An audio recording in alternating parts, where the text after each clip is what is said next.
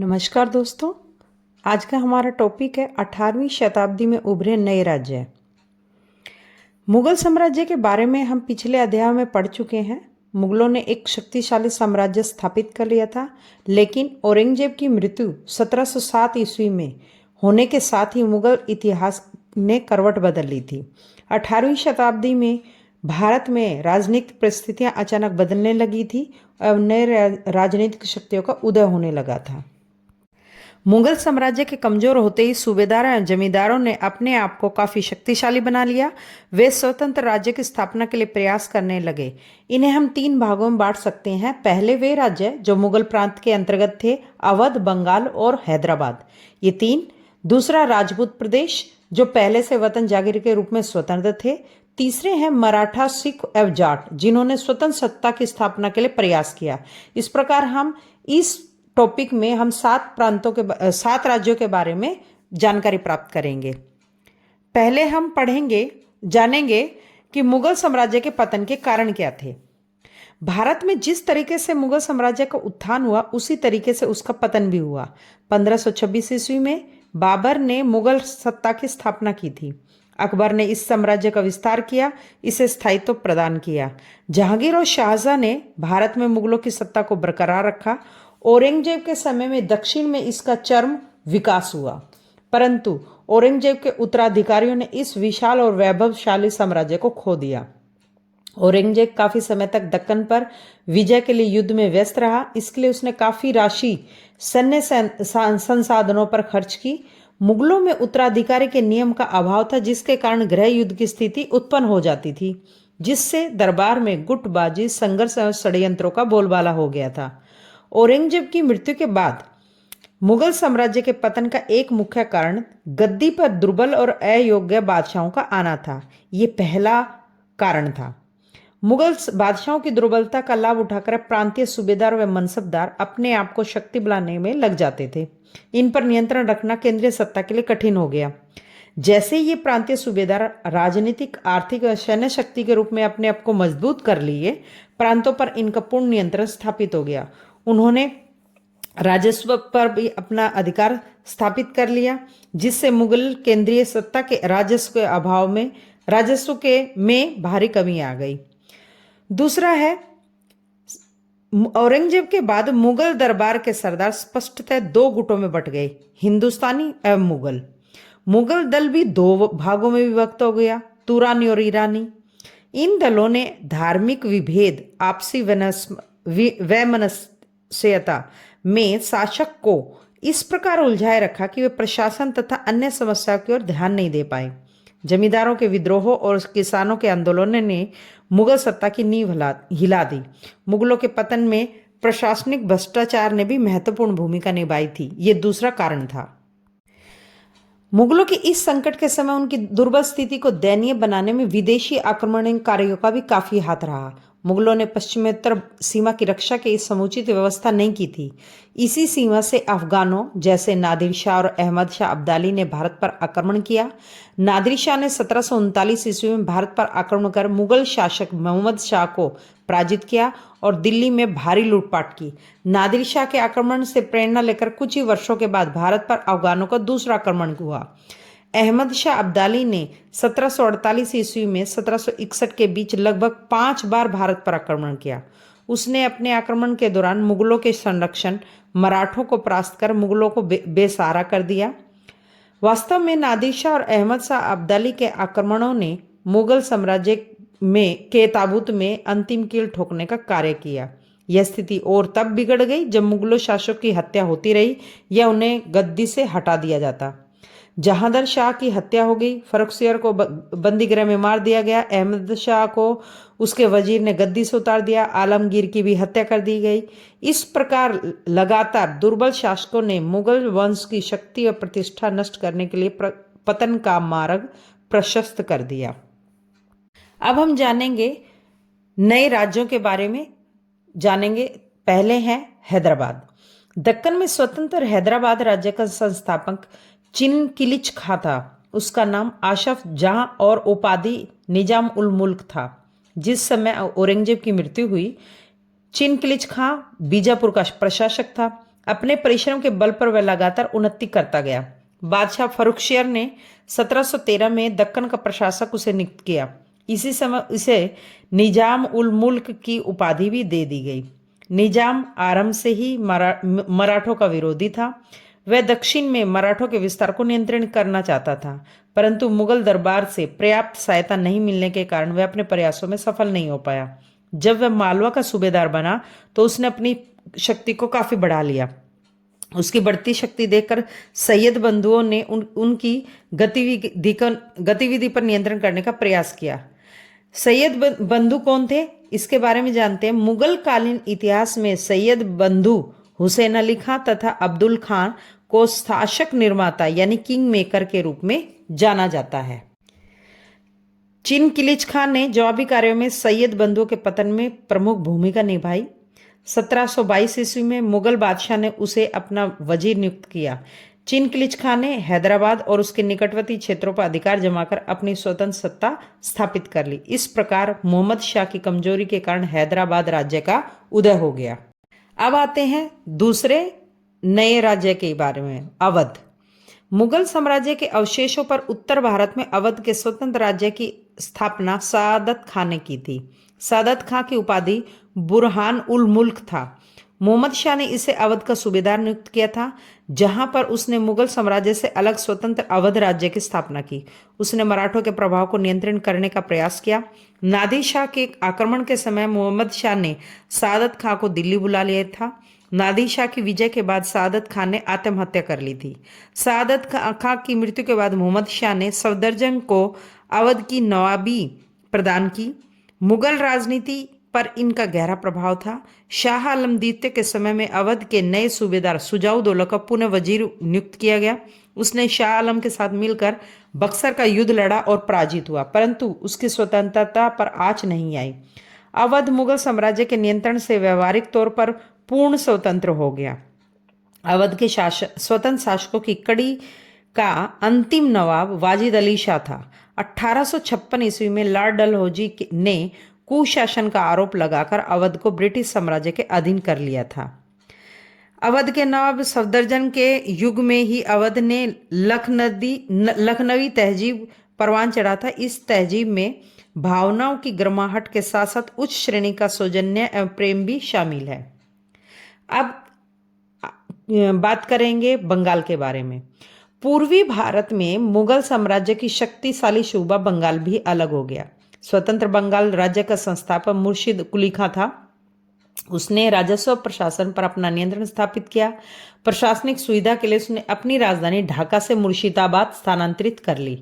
उसने अंग्रेज व्यापारियों द्वारा किए जा रहे दस्तक के दुरुपयोग को रोकने का प्रयास किया। ये दस्तक क्या है? दस्तक एक शाही फरमान होता था जिसके द्वारा व्यापारी को छूट प्राप्त होती थी। मुर्शिद कुली खां के बाद सुजाउद्दीन खां सूबेदार बना। 1733 ईस्वी में बिहार को बंगाल सूबा से जोड़कर अलीवर्दी खां को नायब नाजिम के रूप में नियुक्त किया गया। अलीवर्दी खां बंगाल के नवाब सरफराज खां की हत्या कर 1740 में बंगाल का नवाब बन बैठा। इसके बाद वह एक स्वतंत्र शासक के रूप में शासन करने लगा। अलीवर्दी खां ने अपनी स्थिति में सुधार किया एवं अंग्रेज व्यापारियों पर अंकुश लगाया। अलीवर्दी खां की मृत्यु के बाद उसका उत्तराधिकारी सिराजुद्दौला गद्दी पर बैठा। 1757 ईस्वी में पलासी का युद्ध में उसे परास्त करके अंग्रेजों ने बंगाल में अपनी पकड़ मजबूत बना ली थी। अब जानेंगे राजपूत राज्यों के बारे में। लगभग 18वीं शताब्दी में मुगल साम्राज्य की कमजोरी का लाभ उठाकर राजपूतों ने भी अपनी स्वतंत्रता का प्रयास शुरू कर दिया। इनमें मेवाड़, मारवाड़, अंबर प्रमुख राज्य थे। औरंगजेब की नीतियों के कारण ये मुगलों से असंतुष्ट थे, अतः मौका मिलते ही मुगलों से स्वतंत्रता प्राप्त करने का अभियान शुरू कर दी। तीनों ने मुगलों के विरुद्ध त्रिगुट का निर्माण कर लिया। जोधपुर और जयपुर के शासक मुगल राजनीति से प्रभावशाली भूमिका निभाते रहे। अजीत सिंह को अजमेर और गुजरात तथा जयसिंह द्वितीय को सूरत और आगरा की सूबेदारी दी गई। अंबर ने भी बूंदी के कई बड़े हिस्सों पर कब्जा कर लिया। सवाई राजा जयसिंह ने जयपुर में अपनी राजधानी स्थापित की। राजपूतों ने मराठों के साथ कभी मैत्रीपूर्ण व्यवहार किया तो कभी उनका विरोध भी। पानीपत के तृतीय युद्ध में राजपूतों ने मराठों की सहायता नहीं की, की, जिस कारण मराठों ने राजपूतों पर हमेशा अंकुश लगाने का प्रयास किया। फलस्वरूप राजपूत अपने साम्राज्य का विस्तार आगे कर ही नहीं पाए। अब हम जानेंगे सिख साम्राज्य के बारे में। औरंगजेब के समय से ही सिख पंजाब की राजनीति में महत्वपूर्ण भूमिका निभाते आ रहे थे। सिख जाति को एक लड़ाकू जाति के रूप में परिवर्तित करने का काम गुरु गोविंद सिंह ने किया था। गुरु गोविंद सिंह ने 1699 में खालसा पंथ की स्थापना की थी। उनके नेतृत्व में सिख एक राजनीतिक फौज शक्ति के रूप में उभरे। उन्होंने राजपूत एवं मुगल शासकों के खिलाफ कई लड़ाइयां लड़ी। गुरु गोविंद सिंह की मृत्यु के पश्चात सिखों का नेतृत्व बंदा बहादुर शाह के हाथों में आ गया। उसने यमुना और सतलुज नदियों के बीच में क्षेत्रों में अपना अधिकार कर लिया। सिखों ने अपने आप को पहले जत्थे में और बाद में मिसलों में गठित किया। इनकी संयुक्त सेनाएं दल खालसा कहलाती थी। नादिर शाह और अहमद शाह के आक्रमणों से उत्पन्न परिस्थितियों का लाभ उठाकर सिखों ने पंजाब में अपनी स्थिति मजबूत कर ली थी। महाराजा रणजीत सिंह के समय सिख काफी शक्तिशाली हो गए थे। उन्होंने लाहौर को अपनी राजधानी बना ली थी। सिख 12 मिसलों में विभाजित थे। मिसल सिखों की प्रशासनिक इकाई थी। इसमें सुकरचकिया मिसल प्रमुख था। आप जानेंगे मराठा राज्य के बारे में। शिवाजी के नेतृत्व में मराठा शक्ति का उत्थान मध्यकालीन भारत के इतिहास की एक महत्वपूर्ण घटना थी। मराठों का राजनीतिक उत्कर्ष औरंगजेब के शासनकाल में हुआ। मराठों के उत्कर्ष के निम्नलिखित कारण थे। पहला है, महाराष्ट्र की भौगोलिक स्थिति जटिल थी। यह पहाड़ों, नदियों, जंगलों व अनुपजाऊ भूमि वाला क्षेत्र था। इस कारण यहाँ के लोग जुझारू होते थे। दूसरा, मराठे पहाड़ी प्रदेश होने के कारण स्वस्थ और बलिष्ठ होते थे। तीसरे, मराठे छापा मार युद्ध शैली में काफी निपुण थे। ये 3 कारण थे। पेशवाओं की देखरेख में मराठों ने एक अत्यंत सफल सैन्य संगठन खड़ा कर लिया। शिवाजी की मृत्यु के बाद क्रमशः संभाजी राजाराम, ताराबाई और छत्रपति साहू ने मुगलों से संघर्ष कर दक्कन, मध्य भारत और उत्तरी भारत में अपनी सत्ता का विस्तार किया। पेशवा बालाजी विश्वनाथ बाजीराव प्रथम और बालाजी बाजीराव ने मराठा शक्ति के विकास को चरम उत्कर्ष पर पहुंचा दिया। दक्कन प्रायद्वीप पर अधिकार के साथ ही मराठों को चौथ और सर देशमुखी कर वसूलने का अधिकार मिल गया। चौथ क्या है, इसके बारे में जानेंगे। किसी एक क्षेत्र को बर्बाद न करने के बदले दी जाने वाली रकम को चौथ कहा जाता है। और सरदेशमुखी क्या होता है? इसके हक का दावा करके शिवाजी स्वयं को सर्वश्रेष्ठ देशमुख प्रस्तुत करना चाहते थे। यह आय का लगभग 10वां भाग होता था। सिंधिया के काल में उज्जैन और होलकर के आश्रय में इंदौर शहर विकसित होते गए। मराठों ने अपने नियंत्रण क्षेत्र में व्यापार के कई मार्ग खोले। पानीपत के तीसरे युद्ध में मराठों की पराजय ने उनकी महत्वाकांक्षा को झकझोर कर रख दिया। अब हम जानेंगे मराठा शासक शिवाजी के बारे में। शिवाजी एक महान योद्धा थे। उन्होंने मराठा साम्राज्य की स्थापना की थी। उनका जन्म 1627 में पूना के निकट शिवनेर के दुर्ग में हुआ था। उनके पिता का नाम शाहजी भोसले और माता का नाम जीजाबाई था। शिवाजी के व्यक्तित्व पर सर्वाधिक प्रभाव उनकी माता जीजाबाई व उनके शिक्षक व संरक्षक दादा कोंडदेव का था। उनके आध्यात्मिक गुरु रामदास थे। विषम परिस्थितियों का सामना करते हुए उन्होंने एक शक्तिशाली साम्राज्य की स्थापना की थी। शिवाजी ने मुगल शक्ति को कड़ी चुनौती दी थी। उनकी राजधानी रायगढ़ थी। रायगढ़ में अपना राज्याभिषेक करवाकर उन्होंने छत्रपति की उपाधि धारण की। उनके मंत्रिमंडल को अष्टप्रधान कहा जाता था। उनके दरबार में मराठी भाषा को अपनाया गया था। उन्होंने एक कुशल प्रशासनिक व्यवस्था स्थापित की थी। उनके सैन्य प्रशासन में दुर्ग, तोपखाना, नौसेना, घुड़सवार, पैदल सेना सम्मिलित थी। अश्वारोही सेना के संगठन को पागा और पैदल सेना को पाइक कहा जाता था। उन्होंने गोरिल्ला युद्ध पद्धति यानी छापामार युद्ध से अपने प्रतिद्वंदियों को कड़ी चुनौती दी थी। अब जानेंगे जाट के बारे में, जाट साम्राज्य के बारे में, जो दिल्ली के आसपास के क्षेत्र में रहते थे। राजपूतों और सिखों की तरह जाटों ने भी दिल्ली, मथुरा और आगरा के कुछ क्षेत्रों को जीतकर स्वतंत्र जाट राज्य की स्थापना की।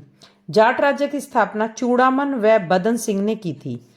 सूरजमल के समय जाटों का शासन अपने शिखर पर पहुंच गया। जाटों ने मराठों के विरुद्ध भी संघर्ष किया। अहमद शाह अब्दाली के आक्रमण के समय जाट तटस्थ रहे थे। मराठों के पतन के बाद उत्तर भारत में जाटों की शक्ति और बढ़ गई। 1763 में सूरजमल की मृत्यु के बाद जाट शक्ति का पतन आरंभ हो गया। दीग में जाटों ने अंबर और आगरा की शैलियों का समन्वय करते एक विशाल बाग महल बनवाया था।